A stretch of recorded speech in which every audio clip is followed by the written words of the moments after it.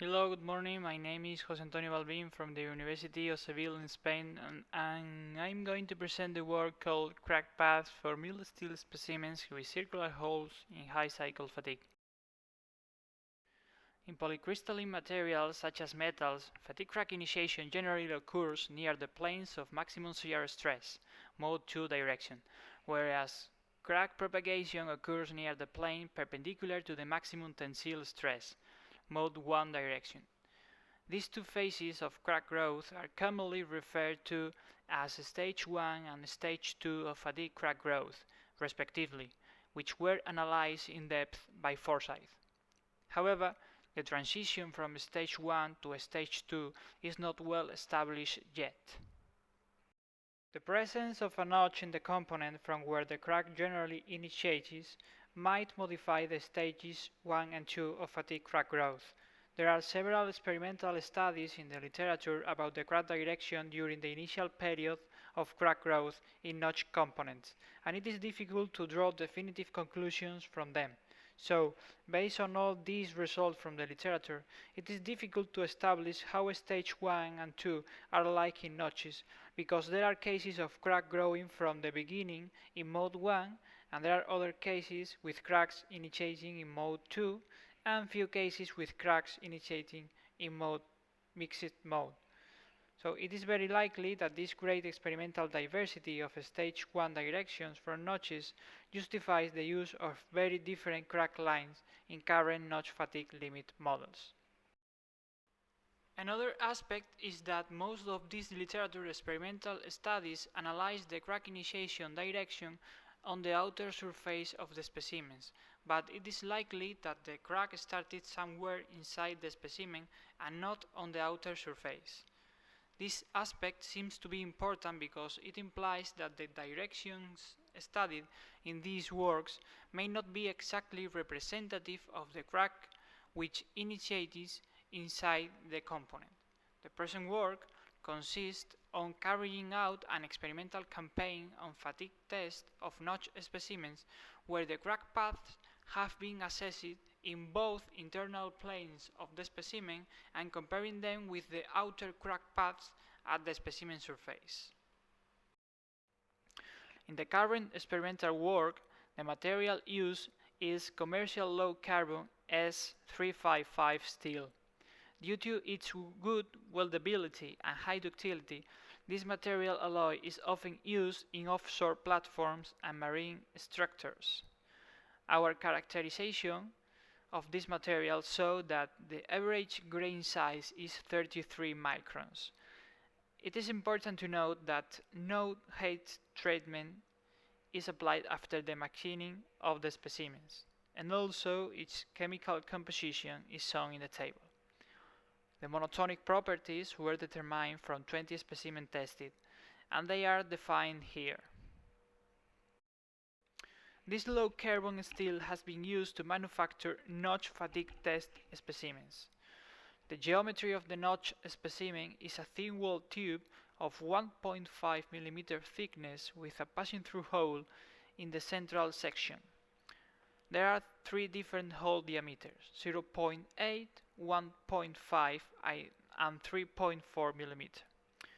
This figure shows the geometry of the specimen. These specimens have been used for fatigue tests under fully reversed axial loading. The axial fatigue test of the notch specimens have been performed in a resonance testing machine at approximately 150 Hz. All tests were done under fully reversed axial loading, that is, zero mean stress. After that, a stress life curve has been constructed for each hole diameter, having finally 4 curves, including the previously constructed plane material curve. Once the fatigue tests are done, the crack paths are analyzed, paying special attention to the experimental point of crack initiation and the crack direction path. In this case, the crack direction is assumed to be a straight line, as well as some models base their estimation on stresses along a line that is supposed to be representative of the crack path. On this slide we can see the axis layout where the origin of the coordinate system is located on the specimen surface in the center of the hole. The x-axis is in the central transverse section of the specimen, the y-axis runs along the longitudinal direction of the specimen, and the z-axis coincides with the revolution axis of the hole. The angle theta has been created to measure the position of the crack initiation point. The angle theta 1 has been created to measure the crack direction at some specific distances from the crack initiation point. The present document is referring to high cycle fatigue since microscopic work on the crack path measurement has been essentially dedicated to those specimens subjected to axial loading and broken beyond 100,000 cycles. Firstly, the crack path over the specimen surface has been evaluated. The measurements of the crack initiation point have been done, as we can see here in these two figures, using an optical microscope. The angle theta is the angle which forms the x-axis and the line joining the center of the hole and the crack initiation point. The majority of the analyzed specimens show two opposite cracks growing from the hole. Regarding that all analyzed specimens belong to high cycle fatigue regime, the measurement of the crack direction angle has been done following a similar procedure with the optical microscope. The angle theta 1 is the angle which forms the horizontal line on the crack initiation point and the line joining the crack initiation point with a specific distance where the crack direction is determined. Higher magnification objectives were used in order to have a more detailed description of each crack path direction over the surface of the specimen at both sides of the hole. This process has been very useful to measure the crack direction angle theta 1 in the very first period of the crack growth. After the previous analysis of the crack over the specimen surface, the next step is the evaluation of the crack surface, paying special attention to the 1,500 microns thickness of the specimen. To do this, a scanning electron microscope and a non-contact 3D optical profiler were used to analyze the fracture surfaces at both sides of the hole. Images obtained with the scanning electron microscope provide a general aspect of the crack surface. The three-dimensional topography of the fracture surfaces have been obtained with the 3D profiler using the focus variation technology, which is useful for measuring the shape of rough surfaces. It also allows measurements including high slope surfaces, up to 86 degrees approximately. The resolution is half a micron in the 3 coordinate axis. 3D profiles are represented with a colored scale. The points of the fracture surface with higher theta values are shown in red. Blue points refer to lower zeta values, and black areas indicate steep slope. Crack emanated from the inner surface of the hole in all static cases, as expected. The evaluation of the crack surfaces show that the quantity of formed cracks can vary among specimens, so it is possible that some cracks are formed in each case, and it is difficult to distinguish specifically their initiation points. We have from a previous work the three-dimensional stress analysis around the hole, and it was performed using a finite element software. The maximum principal stress for pure axial loading along the 1,500 microns depth of the hole is shown on the right figure. Regarding this analysis, this point of maximum principal stress is not located at the specimen surface, but it could be found at the midpoint of the specimen's thickness, that is 750 microns from the outer surface. Because of that, the crack initiation point and the crack direction have been evaluated also on this internal plane, parallel to the hole at the specimen surface at exactly the midpoint of the hole depth, where the maximum stress concentration is found. The 3D fracture surface captured by the optical profiler contains all the information needed to make the crack path analysis. Then, as described before, an internal plane at a distance of 750 microns parallel to the hole at the specimen surface is created.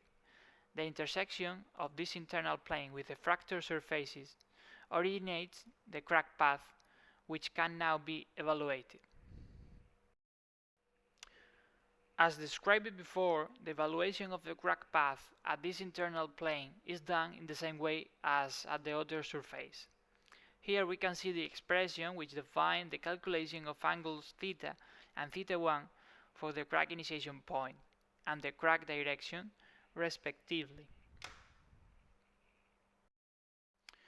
The crack direction angle has been evaluated at several specific distances from the initiation point. In order to have a complete analysis, these distances are referred to some multiples of the material grain size and some multiples of the El-Haddad parameter.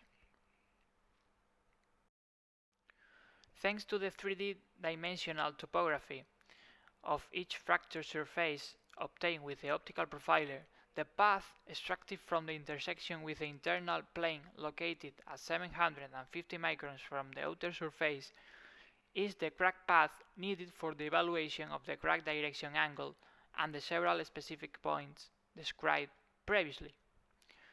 Once the crack initiation point is located, the measurement of the crack direction angles can be performed.